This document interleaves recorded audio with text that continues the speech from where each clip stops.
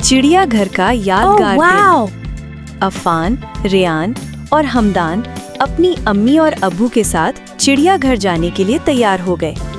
उनके चेहरों पर खुशी की मुस्कुराहट थी और सब बहुत पुरजोश थे।